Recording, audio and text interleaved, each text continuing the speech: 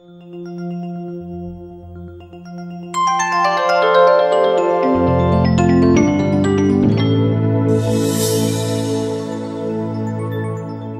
చెప్పండి, తెలంగాణ రాష్ట్రంలో సుమారు 18 మంది విద్యార్థులు చనిపోయినటువంటి పరిస్థితి కేవలం ప్రభుత్వం నిర్లక్ష్యంగా, కొంతమంది తల్లిదండ్రులు ఇది కేవలం ప్రభుత్వం చేసిన హత్యలుగానే భావిస్తున్నారని చెప్పి చెప్తున్నటువంటి పరిస్థితి.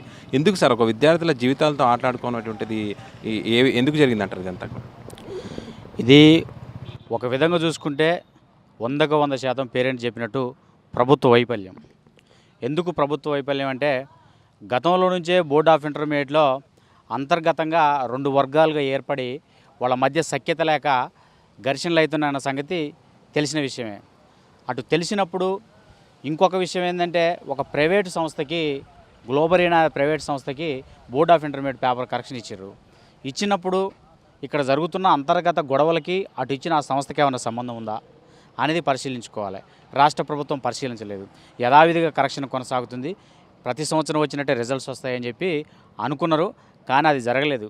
ఇప్పుడు ఉన్న సమస్య ఏంటంటే, ఒకవైపున విద్యార్థుల పేపర్లు తారుమారు కావటం, ఇంకొక సైడు మార్కుల షీట్లో ఏ అయితే ఉన్నాయో ఆ మార్కులు 100కు బదులుగా 99కి బదులుగా 0 పట్టడం, 0కు బదులుగా 70 పట్టడం, 80 పట్టడం రకరకాలుగా జరిగినాయి.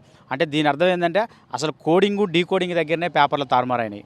ఒక వ్యక్తి రాసినటువంటి పేపర్లు పూర్తిగా ఆ వ్యక్తికి వచ్చినటువంటి పరిస్థితి కూడా లేదు. ఎందుకంటే ఒక పేపర్లో 99 వచ్చినాయి, ఒక దాంట్లో 0 వచ్చినాయి. ఒక పేపర్లో 99 వచ్చినటువంటి వ్యక్తికి ఒక పేపర్లో 0 రావడం అంటే అది నెససరీ, పాసిబుల్ అయ్యేది కాదు.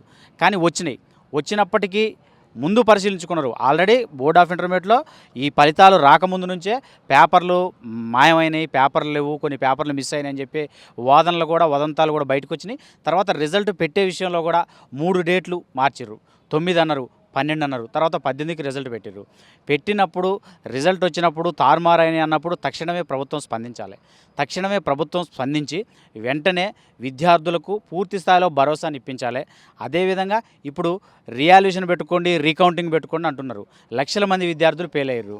ఒకవైపు ఎంసెట్ డేట్ ఇచ్చిర్రు, ఎంసెట్ పెడతామని చెప్పి. ఇంకొక వైపు ఎంసెట్ కౌన్సిలింగ్ ఉంటుంది. మరి ఈ పేపర్లు ఎప్పుడు రీవాల్యుయేషన్ పెడితే, ఈ 10,000 20,000 పేపర్లు అంటే చేస్తారు. లక్షల పేపర్లు ఉన్నాయి.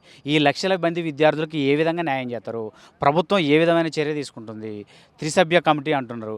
ఆ 3 సభ్య కమిటీ వేసి కాలయాపన చేయడం తప్ప అసలు ఇమ్మీడియట్లీ సిఐడి కేసు అప్పగించి దాంట్లో ఎవరెవరైతే అంతర్గతంగా గొడవలకు కారణమయ్యారో, పేపర్లు ఏ విధంగా మిస్ అయినాయో, తర్వాత బోర్డ్ ఆఫ్ ఇంటర్మీడియట్ కార్యదర్శి అశోక్ కుమార్ వీళ్ళపైన తక్షణమే చర్య తీసుకోవాలి.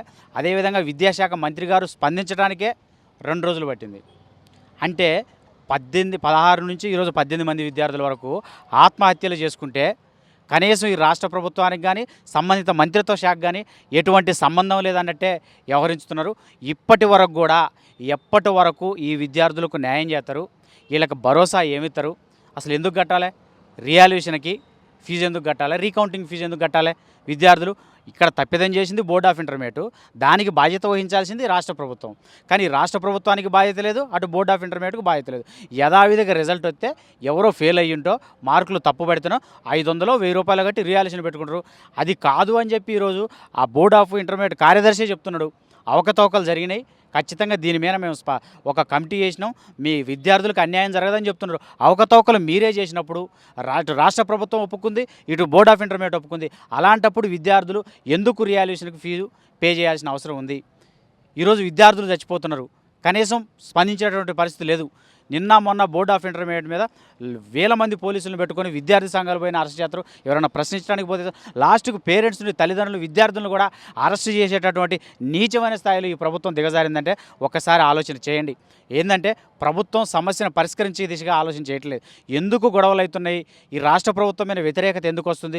దీన్ని అణగదొక్కాలనే ఉద్దేశంతోనే పోలీస్ ఫోర్స్ను వాడుతుంది తప్ప ఖచ్చితంగా దీనికి కారణమైన వాళ్ళందరినీ కూడా శిక్షించాలి. విద్యాశాఖ మంత్రిని తక్షణమే ఆ శాఖ నుంచి బర్తరఫ్ చేయాలి. ఎందుకంటే గతంలో కూడా ఆయనకి విద్యాశాఖ మంత్రి ఇచ్చి తర్వాత మళ్ళీ ఇంకో మంత్రి ఇచ్చారు, చేయలేడని చెప్పి. అప్పుడే అతను అసమర్థత. మళ్ళీ సమర్థన ఎట్ట ప్రూవ్ చేసి మళ్ళీ మీరు ఇస్తారు? అది తర్వాత అంతర్గత గొడవలకు కారణం ఏంది? కమిషన్ల కోసమా, ఆధిపత్యం కోసమా, లెక్చరర్లను రిక్రూట్మెంట్ చేసే కాడ వాళ్ళకు వచ్చే కమిషన్లు రావట్లేదనా? ఈరోజు లక్షల మంది విద్యార్థులు జీవితాలతో భవిష్యత్తు ఆటలాడుకుంటారు. ఈరోజు చచ్చిపోయిన విద్యార్థుల్ని రాష్ట్ర ప్రభుత్వం కానీ బోర్డ్ ఆఫ్ ఇంటర్మీడియట్ కానీ తిరిగి ఆ తల్లిదండ్రులకు ఇవ్వగలుగుతా? ఇది చాలా హేమమాలిన చర్య, చాలా పెద్ద చర్య ఇది. వాస్తవంగా ఈరోజు రాష్ట్ర ప్రభుత్వం ఒకసారి ప్రక్షాళన చేసుకొని తక్షణమే రియాల్యుయేషన్ అనేది వితిన్ 10 డేస్లో ఇవ్వాలి. అవసరమైతే ఎక్కువ మంది సాంకేతిక నిపుణులను వాడుకోవాలి, ఎక్కువ మంది స్టాఫ్ను తీసుకురావాలి. కరెక్షన్ అనేది ఖచ్చితంగా నిఘా ఉన్న ప్రదేశాల్లో సీసీ కెమెరాల ముందు మాత్రమే ఖచ్చితంగా ఈసారి కరెక్షన్ జరపాలి. ఎందుకంటే బోర్డ్ ఆఫ్ ఇంటర్మీడియట్లో పేపర్లు మిస్ కావటం అంటే ఖచ్చితంగా దీని వెనక ఏదో ఒక పెద్ద హస్తం ఉంది కాబట్టి జరిగింది.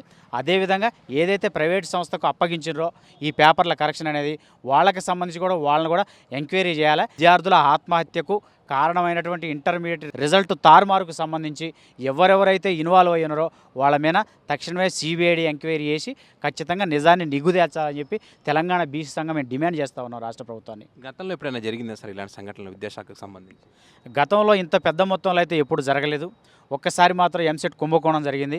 ఇంకా గతంలో కుంభకోణం జరిగినప్పుడు తక్షణమే ఆ రిజల్ట్ క్యాన్సిల్ చేశారు, మళ్ళీ రీ ఎగ్జామ్ పెట్టారు, కండక్ట్ చేశారు, మళ్ళీ ర్యాంకులు కూడా ఇచ్చారు. అప్పుడు ర్యాంకులు ఇచ్చినప్పటికి కూడా వాస్తవంగా ర్యాంకులు మాత్రం తారుమారు కాలేదు. సెకండ్ టైం ఎగ్జామ్ పెట్టినప్పుడు ఖచ్చితంగా నిష్పక్షపాతంగా జరిగినప్పుడు. అదేవిధంగా ఇప్పుడు కూడా ఈ ఎగ్జామ్స్ను కూడా పూర్తి స్థాయిలో క్యాన్సిల్ చేసేటువంటి పరిస్థితి లేదు. ఎందుకంటే అది విద్యార్థుల భవిష్యత్తు. రేపు వాళ్ళు ఎంసెట్ రాయాలి, మెడికల్ కౌన్సిలింగ్ ఉంటుంది, ఎంసెట్ కౌన్సిలింగ్ ఉంటుంది, కాబట్టి ఇంజనీరింగ్ కౌన్సిలింగ్ ఉంటుంది. కాబట్టి రాష్ట్ర ప్రభుత్వం తక్షణమే సాధ్యమైనంత తొందరగా రెక్టిఫై చేసుకొని ఏ విద్యార్థికి కూడా అన్యాయం జరగకుండా ఖచ్చితంగా న్యాయం చేయాలి. న్యాయం చేసే విధంగా పేరెంట్స్కి, విద్యార్థులకి ఆత్మస్థైర్యాన్ని, భరోసాని కూడా కల్పించే విధంగా రాష్ట్ర ముఖ్యమంత్రి గారే స్వయంగా ఒక ప్రకటన విడుదల చేయాలని చెప్పి కూడా మేము రాష్ట్ర ప్రభుత్వాన్ని డిమాండ్ చేస్తా ఉన్నాం.